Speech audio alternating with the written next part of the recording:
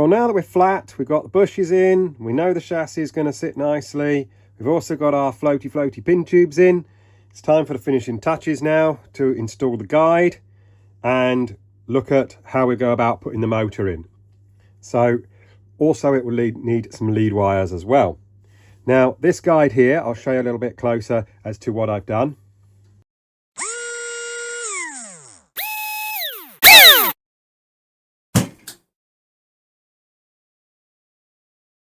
So here we have one of the long red fox guides. Now these ones are even longer than normal, and I think they call it a pocketed one as well because the middle of the guide blade is taken out. I'm not sure I agree with that. I like leaving the weight sort of fairly down low in the guide tab, but that's the way they come. But this is one of the long ones because it doesn't have the extra little bit here that you sometimes see on red fox guides, and the post is much further back on the guide itself. So what have I used here? Well, I've actually used some Mid-America guide clips, and they are these things here. They're little plated clips, but what I've done is I've cut them in half and used one clip on both bits because I don't like the clips folded around the front, because I don't like the possibility that, let's say if you lose a braid and you've got a clip that's folded around the front, then your lead wire falls out as well, and it's a bit of a nightmare to put it all back. So it's nice when you've got your lead wires sort of soldered here onto little plates as well. Also, with these guides, with them being very, very, very long, you want to try and keep the front here of the guide as low down as possible, because that's that way you won't have to lift the front of the body up too much to clear the guide. You can get the front of the body sort of lower, and you can get the whole body sort of perhaps further back because you haven't got to lift it too much to clear the front of the guide, say because they are very long. And that's also why I put the braids in the other way round. Now you can see I've also trimmed back the little clip of the braid as well, just so that the whole thing sits as low as I possibly can at that very front corner of the guide. If you haven't seen my video on preparing a guide, I'll put a link up here where I prepared one of the sort of blue HP guides. This isn't the one I prepared. This is one that came off of a car after a lot of use. But I did prepare one of these in my video, and with these guides, I've changed procedures ever so slightly. As you can see, as I've mentioned with these, the braids and the way round, I've put the braids on the guide for that reason. So we're also going to install some guide washers. Now on the right here, I have one that I've just run on some wet and dry paper. And this one here on the left is straight out the packet. Now straight out the packet, on one side you can see they're nice and smooth and have rounded faces. That's because they've been stamped out of a plate. Now when it's stamped, you end up with a little few burrs on the back edge, and that's not good to get your guide to sit nice and flat. Hence why I always run the back edge on a piece of wet and dry paper just to clean all the burrs off the back of the guide washer before I install it. Now because this is the first one of these I've built, I've got to learn how the guide tab pressing works compared to some of the other chassis, and it looks like it's a much deeper pressing than you find on the JK chassis. So with this guide here, I've had to use a fair few washers in place compared to what I would normally have to use with this guide on a JK, just to bring the chassis pretty much level along the front there with a small bit of pressure on the guide tab there. Obviously it all depends on what thickness of braid you're running. These are, as I mentioned at the start, I think I mentioned it was SCB super thin braid, which actually are relatively thin. They tend to work out at something like a lot of boring math later. At something like 0.55, 0.54 thickness once you flatten them out. So not too bad, not too thick. There are some that work out like around about 0.65 or even 0.7, some really thick braids.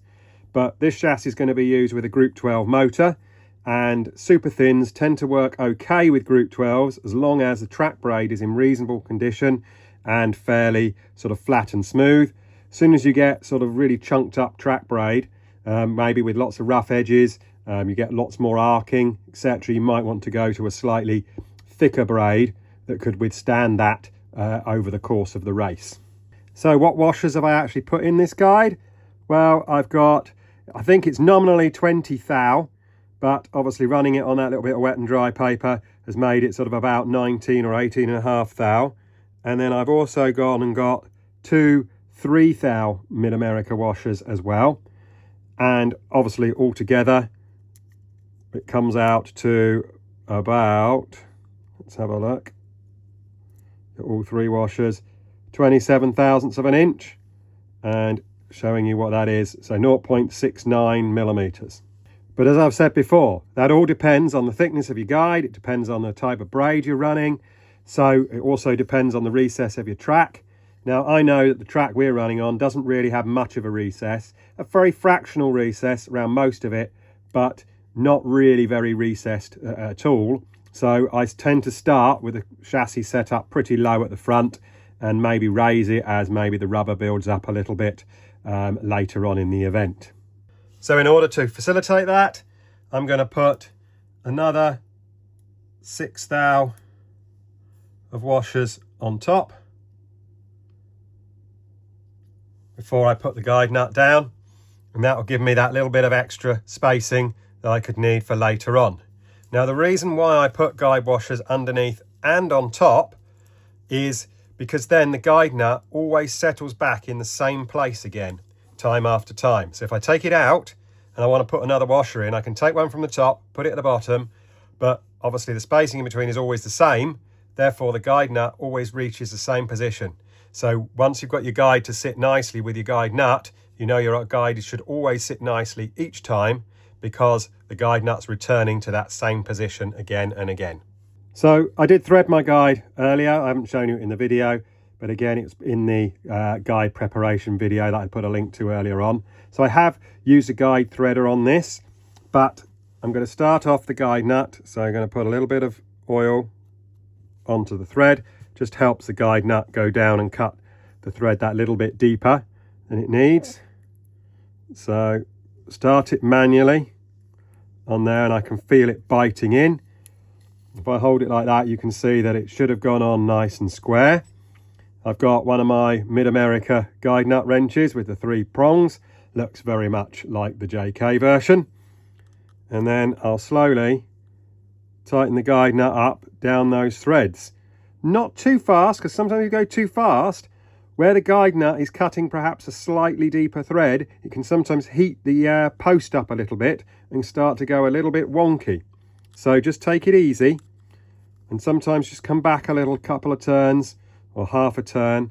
So I'm going down, then back a little bit like that, then going down again. As you're going down, it's always worth checking it from different angles to check, is it going down square? Is it sitting nicely on that guide post? And we keep coming down like this, coming back a fraction, keep going down again, and eventually you'll feel it get a little bit tight. So it has now got that little bit tight.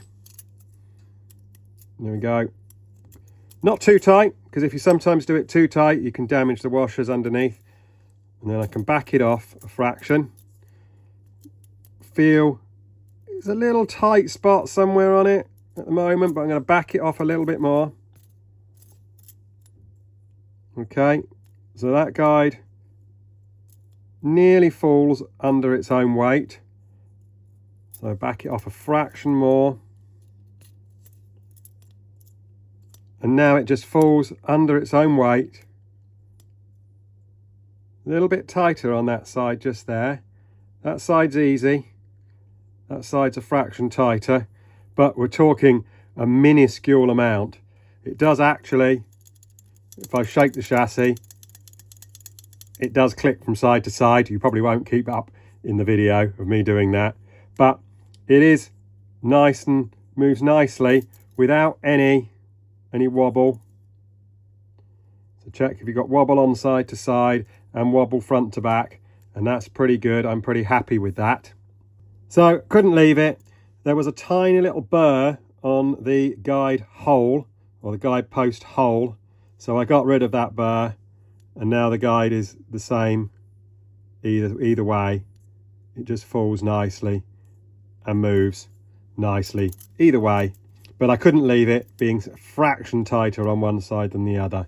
So looking at the side profile of the chassis, you can see the guide is slightly angled up on that front edge there.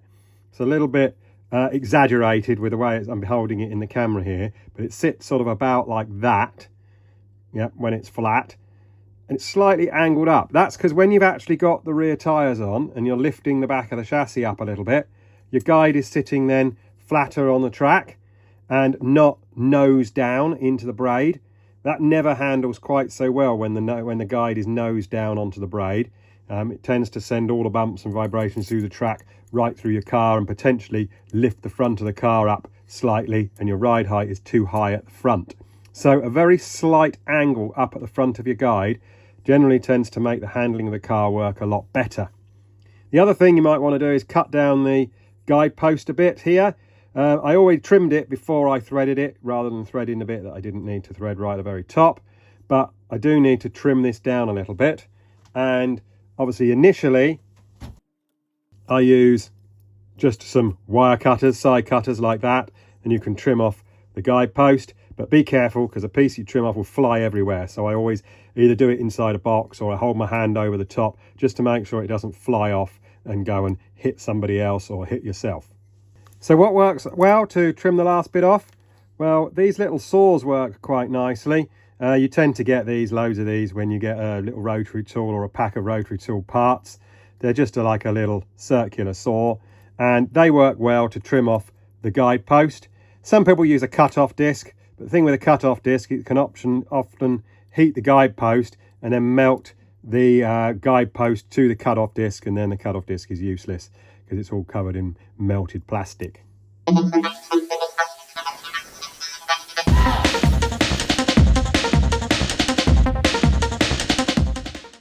There we go, makes a nice job of cutting it off. Now this is a little stamped part that's used to brace the back of the motor, but you can see there are just some tiny little burrs on the back of this stamped part, so I'm going to rub it on a little bit of wet and dry paper and clean the bottom of it off before I consider using it to help hold the motor in. 12 seconds later. And there we have it, just cleaned off all the bottom of it, so it should sit nice and flat on the chassis when I solder it in place. Now, I'm not sure exactly what motor is going to go in this because I'm building this car for somebody else to use, so I haven't actually got the motor to fit into it. But this little brace piece is going to be the last piece to put on. The motor would be soldered to this part first of all, and you'd get your gear mesh, and then you'd solder this on last minute. And once you put your motor in place, then obviously this will sit there, and you can always take your motor out and put your motor back in, but leave the brace in place. But until we put the motor in for the first time, I can't solder that actually to the chassis yet because I don't know exactly where the motor's going to sit. But what I do need to do is clean off some of the plating off the chassis where this brace is going to be to make sure that it will solder well when the time comes. So there we are, just use a little cut-off disc to grind off the plating on the chassis where the brace is going to sit. And I know it's going to sit somewhere about there. So I've ground off a little bit, but it gives me a little bit of room to move that around. And then when that's soldered on, it won't look quite so rough. So final stage, I'm going to put some lead wires onto the guide ready. So I'm going to use Mid-America Ultralight lead wire. This is nice stuff. It's nice and flexible. It's about the right thickness. I don't know whether you can even see, if I hold it up really close, it's got Mid-America products printed on the lead wire as well. Now my preference is normally to start the lead wires at the back and then work my way to the front and finish them off on the guide. But because we haven't got a motor in place yet, I'm going to work the other way around. I've just literally rested that motor in that space so I get an idea of how long to cut the wire so I'm not wasting wire. So I've just threaded it through the front here. I'm going to use my knife just to trim off a little bit of the insulation around the lead wire. Give it a bit of a twist, like so. Wait for my iron to heat up. Back in a moment. A few moments later. So I now have a nice hot iron. So I'm going to put a little bit of solder onto the guide plate itself. So just a touch on the iron, heat it up, apply some heat, and then put a little bit of solder onto that guide plate, being careful not to melt my guide. Next thing I need to do is tin the lead wire a little bit. Again, towards the end of it, you don't want solder to run all the way down the lead wire into the insulation. So I'm just going to tin that like that. And you can see, because it's got clear insulation on it, you can see if you've gone too far and put too much solder onto that. So then, depending on what solder you use, you might have seen there might be a little bit of a flux build up. I've got electrical solder, so I'm just going to give that a little bit of a clean there, and then you can maybe see around the lead wire. I haven't gone too far, I haven't put solder all the way down into the insulation. And then when you're soldering it to the guide plate, if you notice, I've stripped off enough wire so that the insulation of the guide, on this guide in particular, it sits nicely into these cut out grooves, and that supports the lead wire a little bit, so it's not stressing the joint of the lead wire here. So when that's soldered down into there, the insulation of the lead wire sits in this groove and supports the lead wire. And I've stripped just enough off to bring the bit that I'm actually going to solder onto the guide plate itself. So I should now be able to just bring both together, heat them up, a bit of heat to the guide plate, a bit of heat to the wire, and then solder them together like that. And you can see now how that wire is supported in that little groove. And then just to finish it off, to make it look that little bit nicer and that little bit shinier, you can very, very quickly just melt a little bit of solder on top. So the flux melts, heat it up gently.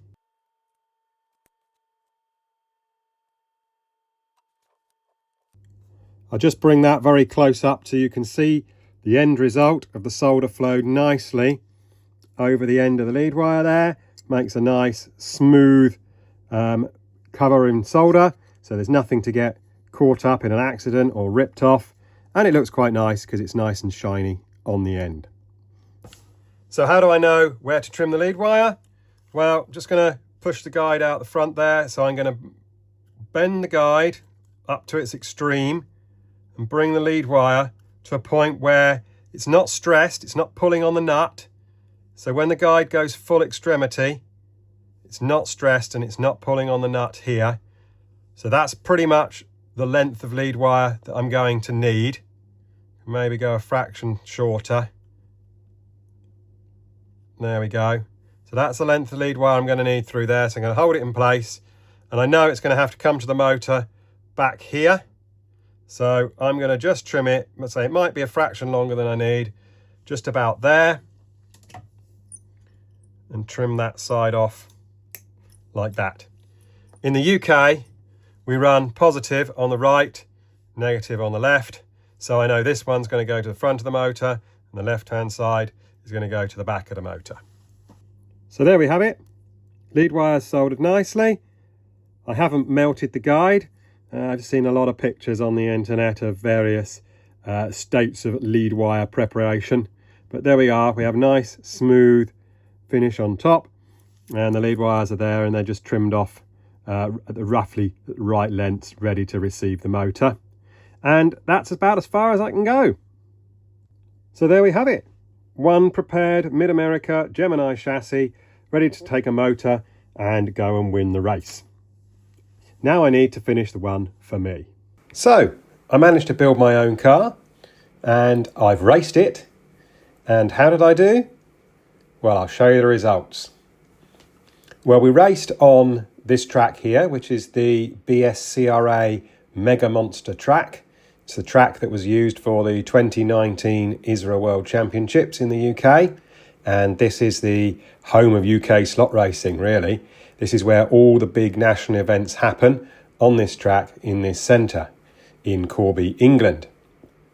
Now, we had the first round of our British Open Championship, and you can see that I had quite a good result. And that finishing race result was actually a record by 4 laps. So I beat my own record that I set at the end of last year at our national championships by, as I say, 4 laps. So really, I got to be pretty happy with the way the chassis performed. If you've liked this video, please hit the thumbs up button. There's a little picture of a thumbs up underneath. That'll be fantastic to say you liked the video. That will be brilliant. If you have loved my videos again, please subscribe.